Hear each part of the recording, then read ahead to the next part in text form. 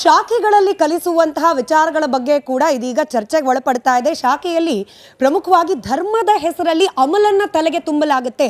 ಧರ್ಮದ ಹೆಸರಲ್ಲಿ ದೇಶವನ್ನ ಒಡೆಯುವಂತಹ ಹುನ್ನಾರಿಗಳನ್ನ ತಯಾರು ಮಾಡುವ ಕಾರ್ಖಾನೆ ಆಗಿದೆ RSS.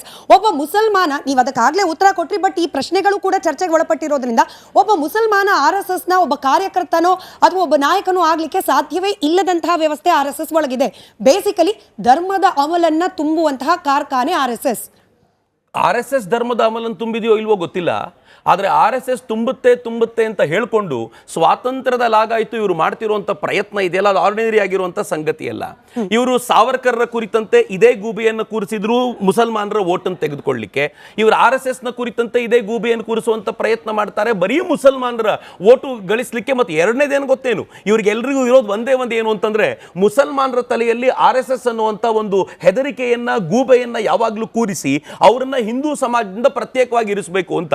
ಆದರೆ ಇದೇ ಸಂಘ ಕಳೆದ ಅನೇಕ ದಶಕಗಳಿಂದ ಮುಸಲ್ಮಾನರ ನಡುವೆ ಕೆಲಸ ಮಾಡ್ತಾ ಇರುವಂತ, ಮುಸಲ್ಮಾನರಿಗೆ ಅನುಕೂಲ ಮಾಡಿಕೊಡ್ತಾ ಇರುವಂತ ಅನೇಕ ಸಂಗತಿಗಳನ್ನು ನೋಡ್ತೀವಿ. ಹಿಂದೂಗಳೇ ಅದನ್ನು ವಿರೋಧಿಸ್ತಾರೆ, ನೀವು ಯಾಕೆ ಹೀಗೆ ಮಾಡ್ತೀರಾ ಅವರಿಗೋಸ್ಕರ ಅಂತ. ಆದರೆ ಸಂಘದ ವಿಚಾರ ತುಂಬಾ ಸ್ಪಷ್ಟವಾಗಿದೆ. ಇತ್ತೀಚೆಗೆ ಸರಸಂಘ ಚಾಲಕರು ಬಹಳ ತುಂಬಾ ಸ್ಪಷ್ಟವಾಗಿ ಹೇಳಿದ್ರು, ಮುಸಲ್ಮಾನರನ್ನ ದೇಶದಿಂದ ಓಡಿಸುವಂತ ದೃಷ್ಟಿಕೋನ ಯಾರದ್ದೂ ಇಲ್ಲ, ನಾವೆಲ್ಲರೂ ಜೊತೆಯಲ್ಲಿ ಬದುಕಬೇಕಾಗಿರುವಂತ ಅಗತ್ಯ ಇದೆ ಅಂತ ಇನ್ಕ್ಲೂಸಿವ್ ಆಗಿರುವಂತ ಒಂದು ಪರಿಕಲ್ಪನೆಯನ್ನ ಕೊಟ್ಟಿದ್ದು ಸಂಘ.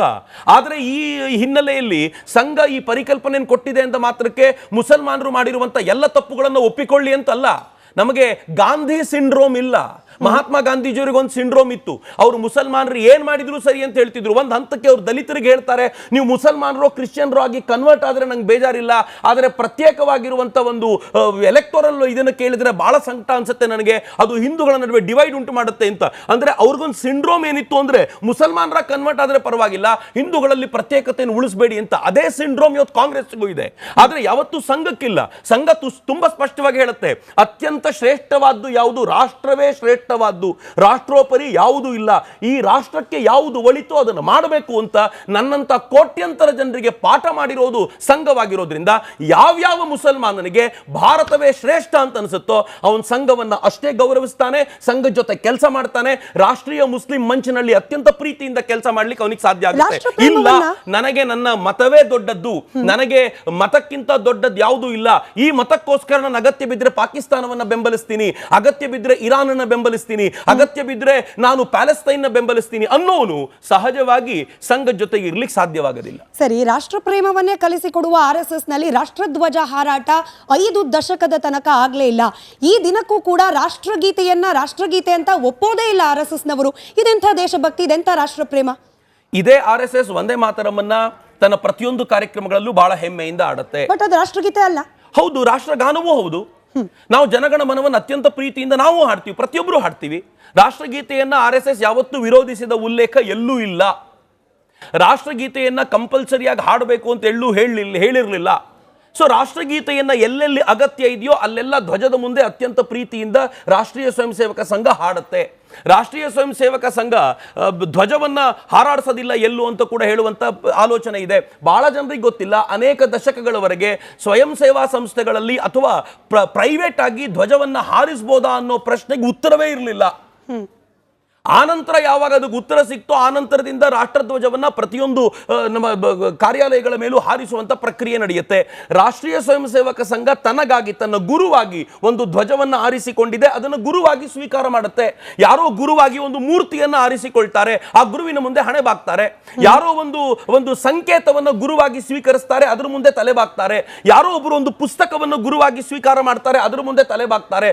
ರಾಷ್ಟ್ರೀಯ ಸ್ವಯಂ ಸೇವಕ ಸಂಘ ಕೇಸರಿ ಧ್ವಜವನ್ನ ತನ್ನ ಗುರುವಾಗಿ ಸ್ವೀಕರಿಸಿ ಅದಕ್ಕೆ ತಲೆಬಾಗುತ್ತೆ ಅಂತ ನಿಶ್ಚಯ ಮಾಡಿದ್ರೆ ಹೊಟ್ಟೆ ಉರ್ಕೊಂಡ್ರೆ ಏನ್ ಮಾಡಬೇಕು ಅದಕ್ಕೆ. ಬಟ್ ಅದು ಭಾರತ, ಹಾಗೆ ಭಾರತದ ಪರಿಕಲ್ಪನೆಗೆ ವಿರುದ್ಧವಾಗಿರೋದು. ಈಗ ತಿರಂಗಾ ಧ್ವಜವನ್ನ ಇಡೀ ರಾಷ್ಟ್ರ ತನ್ನ ರಾಷ್ಟ್ರಧ್ವಜ ಅಂತ ಒಪ್ಪುವಾಗ ಭಾಗವಧ್ವಜವೇ ನಮ್ಮ ಧ್ವಜ ಅಂತ ಹೇಳಿ RSS ಹೇಳೋದು. ಜನಮನಗಣ ಅಲ್ಲಲ್ಲ, ಅದನ್ನ ರಾಷ್ಟ್ರಗೀತೆ ಅಂತ ಒಪ್ಪದಾಗ ಇಲ್ಲ ನಾವು ಅದಕ್ಕೆ ವಿರುದ್ಧವಾಗಿ ಮತ್ತೊಂದೇನೋ ಹಾಡ್ತೀವಿ ಅನ್ನೋದು ಇಂಥ ಮನಸ್ಥಿತಿ RSS ಇದೆ. ಡೆಫಿನೆಟ್ಲಿ ಇಲ್ಲ. ಡೆಫಿನೆಟ್ಲಿ ಇಲ್ಲ. ಇದು ತಪ್ಪು ಕಲ್ಪನೆ ಅಥವಾ ಸುಳ್ಳು ಮಾಹಿತಿ. RSS ಯಾವತ್ತೂ ತಿರಂಗಾನ್ ಒಪ್ಪೋದಿಲ್ಲ ಅಂತ ಹೇಳಲಿಲ್ಲ. RSS ನ ಸರಸಂಘ ಚಾಲಕರುಗಳು ನಿಶ್ಚಯ ಮಾಡಿದ್ರು ವ್ಯಕ್ತಿಯಾಗಿರುವಂತ ಸಂಘಟನೆ ನಿರ್ಮಾಣ ಆಗಬಾರದು ಅಂತ.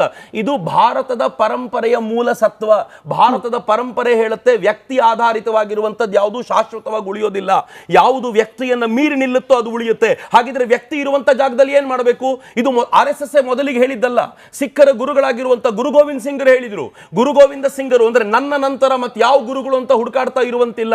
ಯಾವ ಗುರು ಗ್ರಂಥ ಸಾಹಿಬ್ ಅನ್ನುವಂತ ಗ್ರಂಥ ಇದೆಯೋ ಆ ಗ್ರಂಥವೇ ಇನ್ನು ಮುಂದೆ ಗುರುವಾಗಿರುತ್ತೆ. ನಾವೆಲ್ಲರೂ ಅದರ ಮುಂದೆ ನಮಿಸಬೇಕು ಅಂತ. ಹೀಗಾಗಿ 10ನೇ ಗುರುವಿನ ನಂತರ ಸಿಖ್ಖರಿಗೆ ಮತ್ತೆ ಗುರುವಿಲ್ಲ. ಅದೇ ರೀತಿ ಸಂಘ ಅವತ್ತೇ ನಿಶ್ಚಯ ಮಾಡ್ತು ಇದು ವ್ಯಕ್ತಿನಿಷ್ಠ ಸಂಘಟನೆ ಆಗಬಾರದು, ಇದು ರಾಷ್ಟ್ರನಿಷ್ಠ ಸಂಘಟನೆ ಆಗಬೇಕು. ಈ ರಾಷ್ಟ್ರಕ್ಕೆ ಪೂರಕವಾಗಿ ನಾವು ಕೇಸರಿ ಧ್ವಜವನ್ನ ಆಲೋಚನೆ ಮಾಡ್ತೀವಿ. ಯಾವಾಗ ಶುರುವಾಗಿದ್ದು ಸಂಘ? 1947ರ ನಂತರ ಅಲ್ಲ. ನಿಮಗೆ ರಾಷ್ಟ್ರಧ್ವಜ ಭಾರತಕ್ಕೆ ಬಂದಿದ್ದು 1947ರ ನಂತರ. ಆದರೆ RSSಗೆ ಗುರುವಾಗಿ ಸ್ವೀಕಾರ ಮಾಡಿದ ಈ ಧ್ವಜ 1925ರಿಂದಲೇ ಇದೆ. 25ರಿಂದ ಇರುವಂತ ಧ್ವಜವನ್ನ ಅವ್ರು ಗುರುವಂತ ಸ್ವೀಕಾರ ಮಾಡ್ತಿದ್ದಾರೆ. ಹೇಗೆ ಬದಲಾಯಿಸಿ ಅಂತೀರಾ ನೀವು? ಎಟ್ ದ ಸೇಮ್ ಟೈಮ್ ಎರಡನೇ ಪ್ರಶ್ನೆ ಇರೋದು, ಹಾಗಂತ ಅವರು ರಾಷ್ಟ್ರಧ್ವಜದ ತಿರಂಗಾನ ವಿರೋಧ ಮಾಡ್ತಾರ? ಎಲ್ಲಾದ್ರೂ ಒಂದು ಕಡೆ RSSನವರು ರಾಷ್ಟ್ರಧ್ವಜವನ್ನ ವಿರೋಧ ಮಾಡಿರುವಂತ ಒಂದು ಉದಾಹರಣೆ ಇದೆಯಾ? ಎಲ್ಲೂ ಇಲ್ಲ.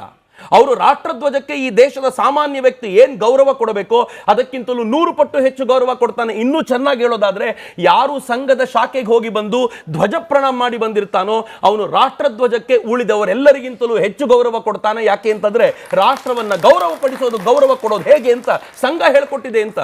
RSS ಯಾವತ್ತಾದ್ರೂ ರಾಷ್ಟ್ರ ಗೀತೆಯನ್ನು ವಿರೋಧ ಮಾಡಿದೆಯಾ? ಯಾವತ್ತೂ ಮಾಡಲಿಲ್ಲ.